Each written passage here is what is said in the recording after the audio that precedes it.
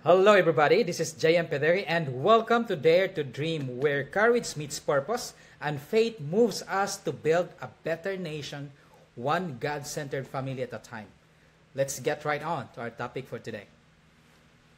Hello, everybody. For the longest time, I never wanted to comment on the political issues of our country. I felt like one, I don't have the authority to do it.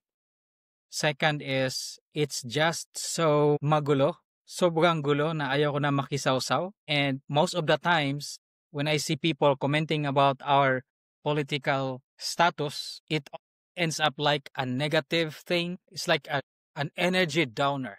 And I don't want to do that. But as I've been thinking lately, I realized that if I don't say anything, it's like telling my children that it's okay. Especially when I think about my children, when I ask myself deep within, what kind of country do I want them to grow up? What kind of country do I want them to know? Do I want them to just say, Pilipinas, wala nang pag-asa?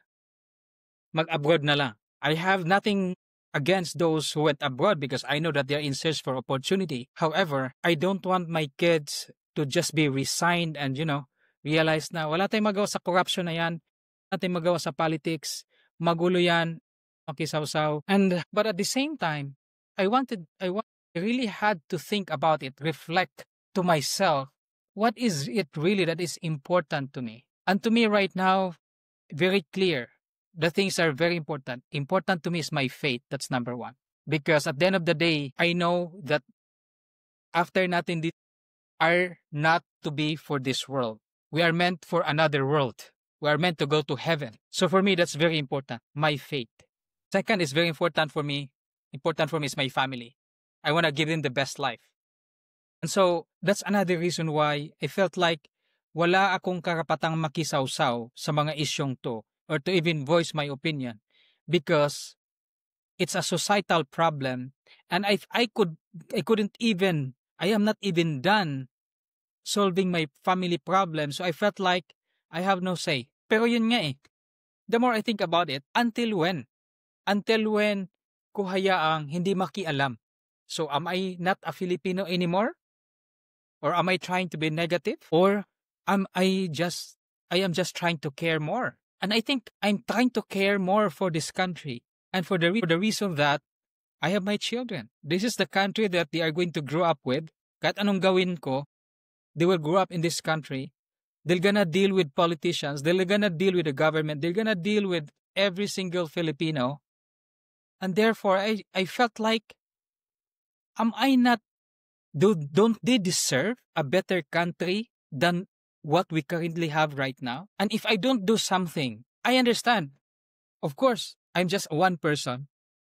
I don't have resources. Sabi ko nga, I'm not even done with my family. I'm still trying to provide. I'm just trying to make money to provide.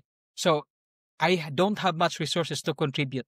But it doesn't mean that I cannot do anything at all. Or at the very least, it doesn't even matter if mayroong mangyayari or mayroong talaga akong real contribution. It doesn't even matter. I just want to feel like I did what I can. I just want to look at my children when they grow up. Ginawa ka ba? I want to look them in the eye and say, yes, anak, may ginawa ako. The worst thing a father could probably hear or tell to their children na, sorry anak, wala akong ginawa para maging maganda yung bansa natin. Sorry anak, wala akong ginawa para you can live in a better country. You can have a better country, a country that cares that care for its people.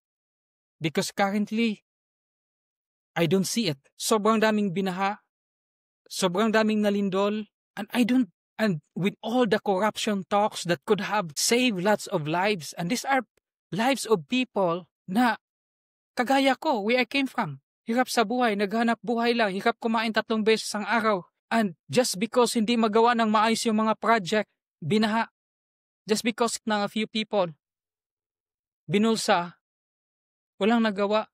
And they are the ones suffering right now. I am not perfect. I have my own mistakes. But at the same time, I felt like it's time that I say something. It's time that I do something. So number one, faith is very important for me. I want everything that I do to be aligned with my faith. So I have to search deeply, ano bang panggagalingan ko? Is it really God's will? Is it God's plan to be involved in politics? Or to be involved in conversations with public interest? And so I had to search. And for those who are, I'm a Catholic. So for those who are Catholic or Christian, we all know, pinaka-base natin is the Bible. So I look at the Bible. I look at the Bible, who are the prominent people in the Bible? What did God anoint them to do? Or were they at all involved in politics of that time? Were they at all involved in the government? These are the 10 people in the Bible, very prominent people in the Bible. And I was dumbfounded when I look at what they do. Because, number one, let me share with you. These are the 10 people in the Bible. I would say the most known people in the Bible. And let's look at what they do. Let's look at how they follow God. Let's look at where God lead them. Let's look at what God gave them to do. So we have an idea. So I want to know if what I'm going to do is something that God would have wanted me to do, and if the people in the Bible, what would they have done? Okay, I want to know what would they have done, the people in the Bible, if they were in our current situation. So let's look at top 10 people in the Bible. Number one is Joseph. For those of you who know who Joseph is, anong ginawa ni Joseph? He managed the Egypt's economy. So ito yung one of Jacob's son na binenta ng mga kapatid niya, and then dinala sa Egypt, naging slave, and rose from the ranks. And God gave him the 12 dreams, and then empower him and anoint him to become the Egypt's top economist. He managed the food supply so that when the famine came, they were able to prepare. So Egypt was able to prepare, and that's because of Joseph. And I think the reason why God did that, because the people of God will benefit from that as well. So Joseph was chosen by God to lead his people, to make sure that those who are in Egypt will not be in famine, and so that even yung mga kapatid niya eventually nakarating sa Egypt when there was famine, and because of that, napakain sila. He was able to contribute. So God chose him to rise from the ranks, from the servant, to become the chief economist of Egypt, so that when famine came, he was used by God to feed his people. So it's safe to say, if Joseph was alive today, he would have been the economist. He would have been perhaps the in charge of the export and import. Okay? So God used his wisdom to solve the global issue like poverty on that time, famine on that time. Okay? So that's Joseph. The second personality in the Bible, very famous as well, Daniel. Right? See, Daniel was the chief advisor under the Babylonian Empire. So again, he was a very high-ranking, the governor, and he served multiple kings while remaining loyal to God. So pwede pala yun. Even if your boss or your kings of this world, they're not believer, but God actually chose Daniel to serve. And he influenced foreign governments with integrity. So today, he could be an influential diplomat. So para siyang foreign service, the foreign secretary, the secretary of defense. So that's Daniel. All right. The third personality in the Bible is Esther. Esther. Okay. He was the queen of Persia. Okay. So anong ginawa niya?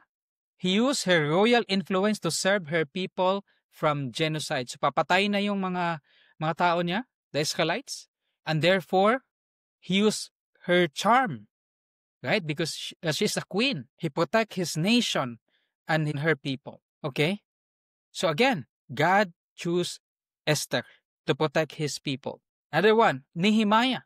Nehemiah was a governor of Judah under the Persian rule. Anong ginawa niya? Rebuilt Jerusalem's walls and reform civil governance. So if he is alive today, he could be a governor or a city mayor who is helping God's people. Number 5, ito, kilala nating lahat to. Moses. We know the story of Moses. Okay? From a baby na tinatapon sa ilog, pinaanod para hindi siya mapatay, towards leading the Israelites, God's people, out of Egypt. That's Moses. And God gave Moses the 10 commandments. And yes, he rose from the ranks as well and lead his people. In fact, imagine mo, leading his people out of Egypt, and he had to lead his people. So, he is very political. 6, Samuel. Samuel is a prophet, served as both spiritual and political leader, anointing Israel's first 2 kings. So kung siya ngayon, they are going to be the pastors, they're going to be could be the pope, the equivalent, right? Wherein they are the advisors of the kings, the advisors of the presidents. Another one, very involved politically, Deborah. He was a judge, prophetess, and military leader. He led Israel politically and militarily, guided generals to victory. So, needless to say, he is in the military. Number 8, very famous, David. We all know King David. He became eventually a king of Israel. So, anong ginawa niya? From a shepherd boy to somebody who conquers kingdom, who defeats lots of enemies. So, he could really be a president, right? He could be the president of a country. Number 9, John the Baptist. So, if you notice, John the Baptist, while he was preparing the way for the Lord, pero he made comments doon sa Herod and Herodias. And that's actually the reason why he got beheaded. Because he was calling out adultery. He was calling out the wrongdoings of the leaders. And that's why he was beheaded. Okay, so he got involved in matters of public interest. And number 10, you couldn't miss this. Our very own Jesus Christ. Okay? Anong ginawa niya? While hindi naman talaga siya political leader, but his teachings challenged the political elites at that time. The religious, the economic systems, and if he were today, what do you think he would do? For sure, he would speak against the issues, and at the same time, he will show love to those who are oppressed.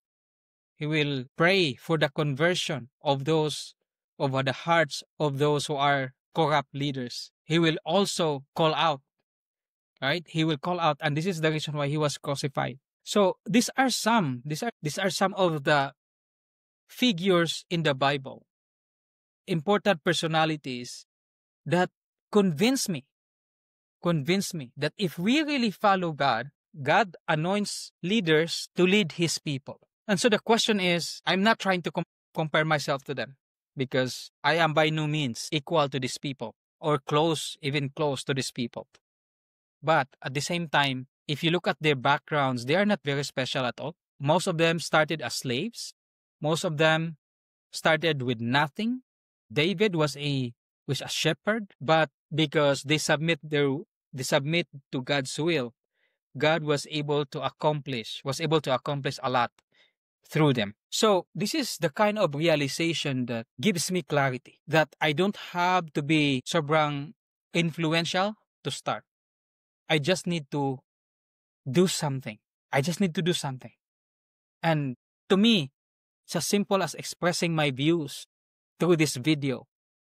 At least I can say that I express my views. And if others will be encouraged to do the same, to fight for the country that they want their children to live, then so be it. So again, because that's very important. So faith, family, and the third very important for me is freedom. I mean, right now, one of the most important thing that we have as a country and as a democratic country is freedom of speech. Right now, I'm seeing that somehow, somewhere, it's so difficult to speak for somebody, or when you speak against somebody, it can cause freedom, it can cause money, it can cause problema and challenges by just speaking their mind. And I think that's very important that we are free, because without that, wala tayong pinagkaiba to the countries, for example, North Korea, when people cannot speak out against the government or against leader because they get killed. Mindset kasi ayaw ko makialam. And one of the things also that I realize is even itong mga, let's say, sa baha, Because I live in Ortigas, hindi naman talaga binabaha dito. And so, alam this feeling na parang I am distant. Hindi ko nga alam na binabaha na pala yung ibang lugar. And hindi ako masyadong mindful. Para akong napaka-indifferent kasi anyway, okay naman ako. Or when it comes to, for example, ito, corruption issues nga, nasasaktan ba ako? Oh, because I pay taxes. Right? I pay taxes. And it's a good amount of money as well that I paid for taxes. But, my principle is, anyway, I always make it somewhere. At wala rin namang mangyayari. Pero yun nga, as I really think about it, I have come to a point now wherein enough is enough. I've got to say something. And I'm not doing this for me. I'm doing this for my children or for the next generation. Because if we don't, kung hindi natin ayusin yung pamamahala ng ating bansa, what kind of people, government, maabutan ng mga anak natin? And also, this is my invitation for the good people out there. Because I know, nangaghanap buhay ka lang, gusto mo ng peaceful na buhay para sa mga anak mo, gusto mo lang, basta lang may makain sila o makapagbigay ka ng magandang edukasyon, mabigay mo yung basic needs. Goods. Most fathers are like that. And I am like that. I was like that.